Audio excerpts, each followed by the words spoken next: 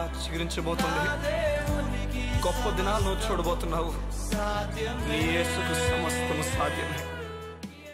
Good morning దేవుని ప్రియ కుమారుడు, good morning దేవుని ప్రియ కుమార్తె, special good morning to you. దేవుని లేఖనాల నుంచి ఒక వ్యక్తిని మీకు పరిచయం చేస్తూ మీకు దేవుని బలమును అందించడానికి ఇష్టపడుతున్నాను. పరలోకం నుంచి దేవుడు ఎప్పుడు కూడా బలహీనల్ని బలపరచడానికి చూస్తాడు. బైబిల్లో ఒక మాట ఉంటుంది ఈ విధంగా, ఆయన పరలోకం నుంచి, ఆయన సింహాసనం మీద నుంచి నరులను పరిశీలించచ్చు, తన కన్నులతో చూచుచున్నాడనే. ఈ ఉదయమున నీ స్థితి అని ఎరిగి ఉన్నాడు, నీ పరిస్థితి అని ఎరిగి ఉన్నాడు. నీవు లోయగుండా వెళ్తున్నావేమో, నీ కుటుంబం నేను వెలివేసేసిందేమో, ఈరోజు హాస్పిటల్లో వింటున్నావేమో, లేదా నీ జీవితంలో ఇక జాబ్ తీసేసి కోల్పోయి ఇక కృంగిపోతూ ఒక మూల కూర్చొని వింటున్నావేమో, నీ జీవితం అంతా కూడా నిట్టూర్పు సమయాలు ఉన్నావేమో. దేవుడు చూచుచున్నాడు. దేవుడు ఊరికనే నిన్ను విడిచిపెట్టి వెళ్ళిపోవడం, నీ స్థితిగతులను ఆయనకు అప్పగించుకోమని కోరుతున్నాడు. సమస్య వెళ్ళిపోయి బాధపడి దుఃఖిస్తూ ఏడమని దేవుడు కోరట్లేదు. విశ్వాస బలమును పొందుకోమని కోరుతున్నాడు దేవుడు. అబ్రాహాము రమి 100 ఏళ్ల వయసున్నప్పటికీ దేవుని లేఖనాలు చెప్తున్నాయి, అవిశ్వాసం వల్ల సందేహింపకుండా, అంటే సందేహం ఏం చేస్తుందంటే భయాన్ని కలుగు చేస్తుంది, భయం ఏం చేస్తుందంటే ఏడుపుని, కన్నిటిని, బాధను తీసుకొస్తుంది. కానీ ఆ సమయంలో విశ్వాసం వలన బలము పొందుకున్న లేఖనాలు చెప్తున్నాయి. బలం ఏం చేస్తుంది? నడకను ధైర్యంగా ఇస్తుంది, నడవచ్చని. లేదు నేను వెళ్ళగలను పర్లేదని చెప్తుంది, భయాన్ని పోగొడుతుంది, సమాధానాన్ని ఇస్తుంది. నిజమిది. ఈ ఉదయం దేవుడు నీతో మాట్లాడుతున్నాడు. రమి 100 ఏళ్ల వయసున్న వ్యక్తి ఇక అయ్యే అవకాశం లేనప్పుడు, తన జీవితంలో నిస్సహా పరిస్థితులు వచ్చినప్పుడు, ఎటువైపు కూడా ఏది మంచి లేదని తెలిసినప్పుడు దేవుని మీద చక్కగా ఆధారపడ్డాడు. ఆయన ఈరోజు ఆయన ఎందుకని మన జీవితంలో ఒక అడ్రస్ అయిపోయాడంటే కారణము, అలాంటి ఒక వయసులో జరగలేని దానికి కూడా దేవుని మీద ఆధారపడ్డాడు. ఈరోజు నీ పరిస్థితిలో జరగలేదు అనుకుందాన్ని దేవుడు జరిగించగలడు, 100% జరిగించగలడు. ఆయనకు సమస్తము సాధ్యమని ఇలా కొన్ని కథల ద్వారా దేవుడు మనకు చెప్తున్నాడు. ఓ మాట అబ్రాహాం చెప్తాడు, సారైన అడుగు, యెహోవాకు అసాధ్యమైనది ఏమైనా ఉందని అడుగు మాట. నువ్వు చూస్తున్న సూర్యుడిని నిలబెట్టినవాడు ఆయనే, చంద్రుడిని నిలబెట్టినవాడు ఆయనే, ఆకాశము నిలబెట్టినవాడు ఆయనే, భూమిని పునాదులు వేసి నిలబెట్టినవాడు ఆయనే. ఇవన్నీ చేసినవాడు మన జీవితంలో కార్యం ఎందుకు చేయలేడు అనుకున్నావు? దేవుని పైన ఆధారపడుతున్నప్పుడు భయపడిపోవాల్సిన పని లేదు. గొప్ప కార్యాలు దేవుడు నీ కొరకు దాచి ఉంచుతాడు. చూడండి, దేవుని గ్రంథాల్లో ఒక వ్యక్తిని మీకు పరిచయం చేస్తాను. ఈయన పేరు ఇస్సాకు. ఇస్సాకు తన తండ్రి కాలంలో వచ్చిన కరువు కాకుండా మరొక కరువు వస్తుంది. ఈ కరువుకు కంగారు పడిపోయి ప్రయాణం ప్రారంభిస్తాడు. సుమారుగా ఫిలిస్తీన్ దేశం అంత దూరం వెళ్ళిపోతాడు. అప్పటికే దేవుడు చెప్తాడు, కలలో దర్శనంలో చెప్తాడు, ఇదిగో నేను చెప్పు దేశం నుండి కంగారు పడి ఎక్కడికి వెళ్ళిపోతా. ఆ తర్వాత దేవుడు చెప్తాడు, ఈ ఫిలిస్తీన్ దేశంలో ఈ చోటు ఉండు, నేను దీవిస్తాను.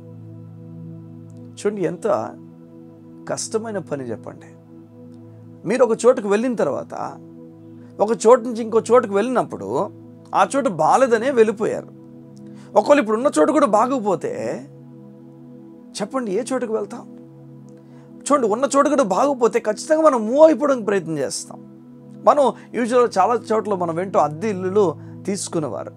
ఒక అద్దె ఇంట్లో ఉన్నప్పుడు అది బాగోపోతే మరొక అద్దె ఇంట్లో వెళ్తారు, వెళ్ళిన తర్వాత అది బాగోపోతే మరొక అద్దె ఇంట్లోకి వెళ్తారు. అలాగే కదా ఈ స్టోరీలో తను నివసించడానికి ఆ ప్రాంతం ఏవి కూడా అఫోర్డ్ చేయలేకపోతుంది, లేదా ఆ ప్రాంతం ఏమి ఇవ్వలేకపోతుంది. కాయగూరలు కానీ ఏమీ కూడా పండట్లేదు. కారణం కరువు. ఆ సమయంలో తనతో ఉన్న యానిమల్స్ అని, జంతువులన్నీ, తను పెంచుకుంటున్న క్యాటిల్స్ అన్నీ కూడా ఎలా బ్రతుకుతాయి, చచ్చిపోతాయి కదని చెప్పి ప్రయాణం ప్రారంభించేశాడు. ఫిలిస్తీన్ అంత దూరం వెళ్ళిపోయాడు.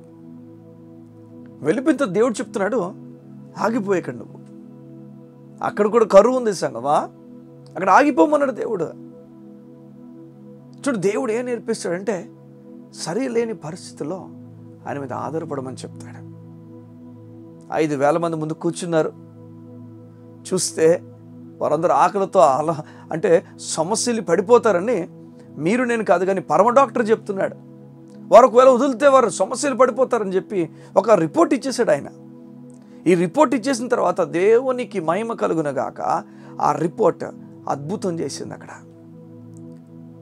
వారు సమస్యలపై పడిపోతారని తెలిసిన యేసయ్య 5,000 మందికి 5 రొట్టెలు 2 చేపలు 5,000 మందికి పంచితే చూస్తే ఇంకా 12 గంపలు మిగిలిపోయి సంగమా. మీకు అర్థమవుతుందో దేవుని కార్యం? దేవుడు లేమి కలిగిన చోట నేను ఉంచితే, కొరత కలిగిన చోట నేను ఉంచితే, నువ్వు ఒకవేళ ఒక రిపోర్ట్ కలిగి ఉంటే సమస్య వెళ్ళిపోతావు, అయిపోయింది, ఇక చాప్టర్ క్లోజ్ అని ఒక రిపోర్ట్ నువ్వు కలిగి ఉంటే గుర్తుపెట్టుకో, ఆ రిపోర్ట్ని దేవుడు మార్చబోతున్నాడు. ఆయన కార్యముతో మార్చబోతున్నాడు. యేసు నామములో నీ రిపోర్ట్ మారిపోవును గాక.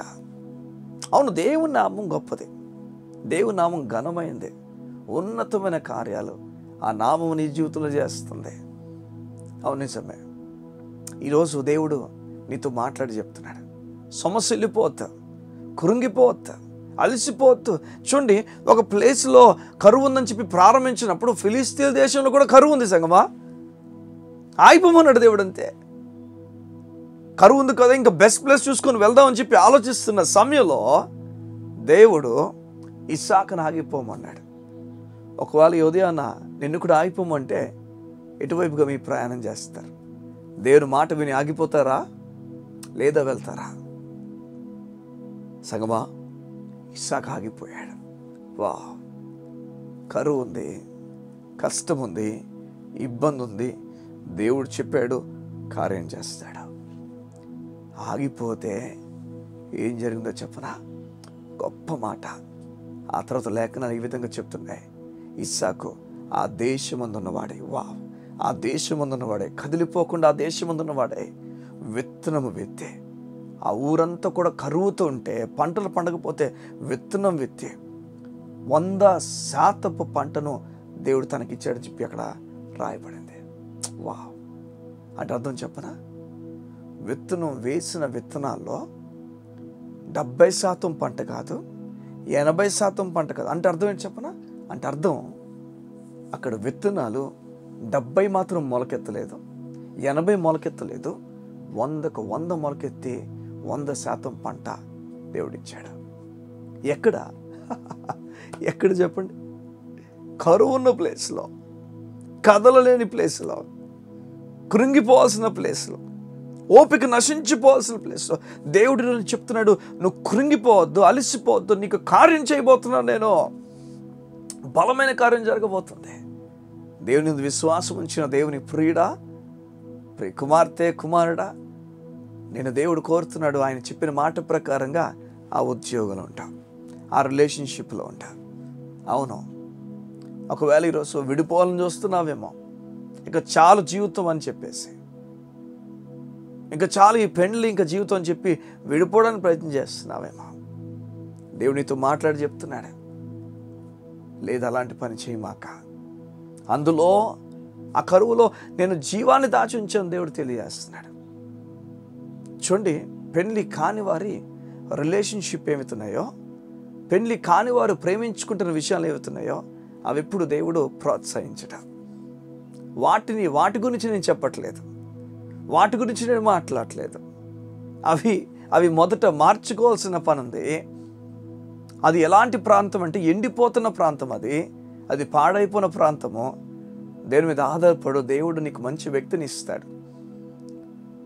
పెళ్ళి అయిన వ్యక్తి గురించి నేను మాట్లాడుతున్నాను. రిలేషన్షిప్ అంటున్నప్పుడు పెళ్ళి అయిన నిన్ను దేవుడు కోరుతున్నాడు, విడాకులకు వెళ్ళమాక.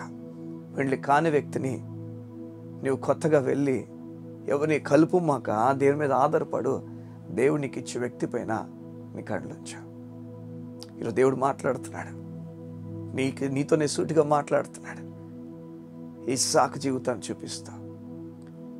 లోయలో ఉన్నాడు, ఇరుకులో ఉన్నాడు, ఇక్కడ దేవుడు 100% పంటనిచ్చాడు. నేను చెప్పిన చోట నువ్వు ఉండు, కదిలిపోతూ వావ్ దేవుడు కార్యం చేయబోతున్నాడు, దేవుడు కార్యం చేయబోతున్నాడు. అప్పుడు ఇంకెవరు ఆపలేరు, దేవుడు కార్యం చేయబోతున్నారు. ఆ కార్యమును దేవుడు 100% చేయబోతున్నాడు. కళ్ళు మూసుకున్నట్లయితే ఈ ఉదయం నీ గురించి ప్రార్థన చేస్తాను. మా ప్రియ పరలోకపు తండ్రి, నీకు వందనాలు. ఎవరు ఆపలేరు, నీ కార్యమును ఎవరు ఆపలేరు. అట్టి గొప్ప కార్యమును మా ముందు దాచి ఉంచిన వాడా నీకు స్తోత్రాలు. అయా జీవముగల తండ్రి, నీవు నమ్మదగిన దేవుడివి. పరలోకమందు నీ కుమారుడిని మా కొరకు దాచి ఉంచి పంపించిన వాడా నీకు స్తోత్రాలు. ఆయన బలియాగము ద్వారా ఈ దినమున నీ ఎదుట మేము నిలబడగలుగుతున్నాం. నీకు వందనాలు. మేము నీ పేరు, నీ కుమారుడని యేసు ప్రభు పేరు మాత్రమే నీ ఎదుట చెప్పాలి తప్ప మా పేరు కానే కాదు. కారణము నీ కుమారుని వలనే మేము నీ ఎదుట నిలబడ్డావు. నీకు స్తోత్రాలు. నీ బిడ్డలు ఎవరైతే సమస్యలు పోతే ఇది ఇరుకని చెప్పి బాధపడుతూ భయపడుతూ ఇక చాలనుకొని అక్కడి నుంచి ముగింపు కోరి వెళ్ళిపోవడానికి ప్రయత్నం చేస్తున్నారో, అది ఉద్యోగమైనా వ్యాపారమైన జీవితంలో ఏదైనా అక్కడ ఉండమని నువ్వు చెప్తున్నావు. అక్కడ ఉండమని చెప్తున్నాను. నువ్వు ఏదో బలమైన కార్యం వరకు కూడా దాచించావు. బలమైన కార్యముతో నీ బిడలు ముందుకు వెలుదురుగాక. ఇప్పుడు యేసు నామములో కార్యము జరగమని ఆజ్ఞాపించుచున్నాను. దేవుని సేవకునిగా వీరికి ఆ కార్యము జరుగునుగాక, ఆ కార్యము జరుగునుగాక, ఆ కార్యము జరుగునుగాక. రోగమును విడిచి పొమ్మని ఆజ్ఞాపించుచున్నాను. క్యాన్సర్ విడిచిపో. నన్ను నుంచి అరికాళ్ళ వరకు, నా తల నుంచి కాళ్ళ వరకు నా ప్రతి రోగమును, అది ఏ సమస్య అయినా, అది ఏ వ్యాధి అయినా ఇప్పుడే నీ ప్రజలు విడుదల పొందునుగాక. విడిచి పొమ్మని ఆజ్ఞాపించుచున్నాను. దేవుని కార్యము నీ విడుదల జరుగునుగాక. వారి శరీరం పైన అధికారము లేదు. నీకు రోగమా, నీకు అధికారము లేదు. విడిచిపో.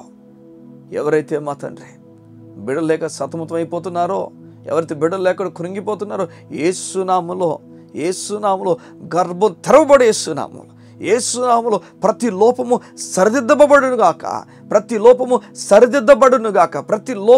సరిదిద్దబడునుగాక. యేసునామములో మొత్తం అంతా నార్మల్ అయిపోయి మంచి బిడ్డను ఇమ్మని అడుగుతున్నాను. నీకు వందనాలు.